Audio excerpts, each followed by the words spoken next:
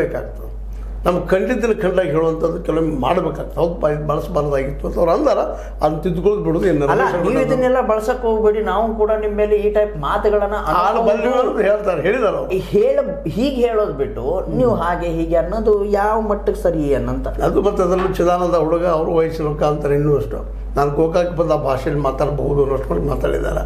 ಅವೆಲ್ಲ ಮಾತಾಡಬಾರ್ದು, ಅವ್ರದ್ದು ತಪ್ಪ. ನಾವು ಇಲ್ಲ ನೀವು ಹಿಂಗೆ ಅನ್ನಬಾರ್ದೈತ್ರಿ, ಚೆನ್ನಾಗಿ ಮಾತಾಡಿದ್ರಿ, ಇಷ್ಟು ಹೇಳ್ಬಿಟ್ಟು ಸಾಕಾಗಿತ್ತು ಏನೋ ಅನಿಸ್ತದೆ. ಯಾಕೆ ಅವ್ರು ಪ್ರಜ್ಞಾವಂತರಿದ್ದಾರೆ. ಮನೆಯಲ್ಲಿ ಅವರ ಬ್ರದರ್ಸ್ ಇಬ್ಬರು ಇವತ್ತು ನಮ್ಮ ಸತೀಶ್ ಅವರಾಗಲಿ ಬಾಲಚಂದ್ರ ಅವರಾಗಲಿ ಅವ್ರ ಭಾಷೆಯವ್ರು ಭಾಳ ಹೇಳ್ತೀನಿ ಸಾಯಿಸ್ಯಾರ. ಅದರಲ್ಲೂ ಬಾಲಚಂದ್ರ ಅವರು ಅಂತ ಎಂಥ ವೈರಿ ಬಂದರೂ ಅವ್ರ ಜೊತೆಗೆ ಪ್ರೀತಿಯಿಂದ ಮಾತಾಡಿಸ್ತಾರೆ. ಅವ್ರ ಒಳಗೆ ಎಷ್ಟೋ ಶಕ್ತಿ ಇರಲಿ, ಎಷ್ಟೋ ರೋಷ ಇರಲಿ, ಊರಿಗೆ ಕೊಡೋದಿಲ್ಲ. ಸತೀಶ್ ಅವರಂತೂ ಯಾವಾಗಲೂ ಮೌನ ಬಂಗಾರ ಇದ್ದಂಗೆ, ಮಾತಾಡೋದು ಕಡಿಮೆ, ಏನು ಮಾಡಬೇಕಾಗಿತ್ತು ಅದು ಮಾಡೋದ್ರ ಕಡೆ ಲಕ್ಷ್ಯ ಇರ್ತಾರೆ. ಇದನ್ನು ನಮ್ಮ ರಮೇಶ್ ಅವ್ರು ಫಾಲೋ ಮಾಡಿದರೆ ನಿಶ್ಚಿತವಾಗಿಯೂ ಅವರಿಬ್ಬರಿಗಿಂತ ಎತ್ತರಿಕೆ ಇರ್ಬೋದು ಅಂತ ಅನ್ನಿಸ್ತದೆ. ಸರ್, ಇನ್ನೊಂದೇನಪ್ಪ ಅಂತಂತಂದ್ರೆ ಪಟ್ಟದ ಹಿಂದೆ ಓಡ್ತಾರ ಸೌದಿ, ಅದಕ್ಕೆ ನೀವು ಉತ್ತರ ಕೊಟ್ರಿ, ಎಲ್ಲರಲ್ಲೂ ಮಹತ್ವಾಕಾಂಕ್ಷೆ ಇರುತ್ತೆ ಅನ್ನುವಂಥ.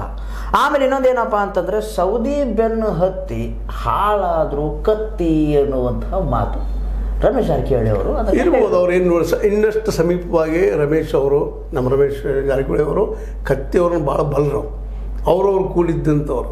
ಸ್ವತಃ ಕೆಲವು ಕಡೆ ರಮೇಶ್ ಕತ್ತಿಯವ್ರು ಹೇಳ್ಕೊಳ್ತಾರೆ, ನಮ್ಮ ಮಣ್ಣಿದ್ದಂಗೆ ರಮೇಶ್ ಜಾರಕಿಹೊಳಿ ಅವರು, ನಮಗೆ ಅವ್ರ ಸಂಬಂಧ ಭಾಳ ಚೆನ್ನಾಗಿತ್ತು ಅನ್ನುವಂಥ ಮಾತು ಭಾಳ ಸಲ ವ್ಯಕ್ತಪಡಿಸಿದ್ದಾರೆ. ಹೀಗಿದ್ದಾಗ ಕತ್ತಿ ಎಲ್ಲಿ ಹಿಡಿದಿದ್ದಾರೆ ಎಲ್ಲಿಲ್ಲ ಅವ್ರಿಗೇನು ಅನಿಸ್ತದೆ ಹೇಳಿದ್ದಾರೆ ಅವರು.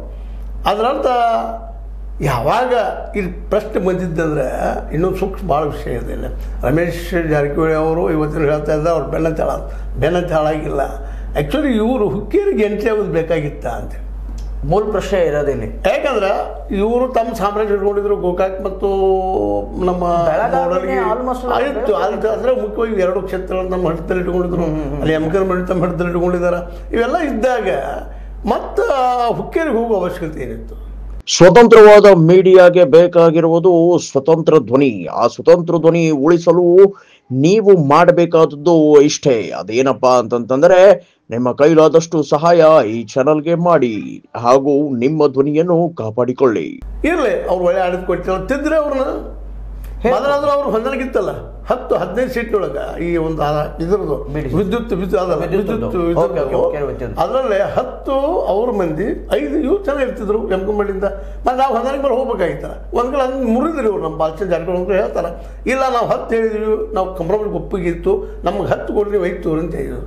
ಅಂದರೆ ಅವ್ರ ಏರಿಯಾ ಅವ್ರಿಗೆ ಒಂದು ಅಸ್ತಿತ್ವ ಪ್ರಶ್ನೆ ಅದ. ಈಗ ಇವ್ರಿಗೆ ಹೆಂಗೆ ಅಸ್ತಿತ್ವ ಪ್ರಶ್ನೆ ಅದ, ಇವ್ರ ಅಸ್ತಿತ್ವಕ್ಕೆ ಯಾರಾದ್ರೂ ಪ್ರಶ್ನೆ ಮಾಡ್ಲಿಕ್ಕೆ ವಿರೋಧಿ ಅಂತ ತಿಳ್ಕೊತಾರೆ. ಹಾಗೆ ಅವಲ್ಲಿ ಹೋದಾಗ ಅವರು ಇದ್ದವರು ನಮ್ಮ ಅಸ್ತಿತ್ವ ಪ್ರಶ್ನೆ ಇದಪ್ಪ, ರಾಜಕೀಯ ಅಸ್ತಿತ್ವ ಪ್ರಶ್ನೆ ಬಂದಾಗ ರಮೇಶ್ ಕತ್ತಿ ಸೆಳೆದೈತೆ. ಇಲ್ಲಿ ನಾವು ಇದನ್ನು ಗಮನಿಸ್ಬೇಕಾಗಿದೆ. ಜೊತೆಗೆ BDCC ಅಧ್ಯಕ್ಷ ಸ್ಥಾನದಿಂದ ಇಳಿಸಿದ್ರು, ಅದು ಅವ್ರ ಒಳ್ಳೆ ನೋವು ಇತ್ತು. ಅದು ಹೀಗಾಗಿ ಅದು ಎದರಬಾದ್ರ ಮಿಣ ಆಗ ಅನಿವಾರ್ಯ ಇನ್ನೊಬ್ರು ದೋಸ್ತಿ ಬೇಕಾದವ್ರು ಕತ್ತಿಯವ್ರಿಗೆ. ಹೌದು, ಆಗ ಅವ್ರು ಸೌದಿಯವ್ರ ಕಡೆ ವಾಲಿದ್ರೆ. ಈ ಹಿಂದಿನ ಎಲೆಕ್ಷನ್ದಲ್ಲೇ ಒಂದು ಮತದಿಂದ ಇವರು ನಮ್ಮ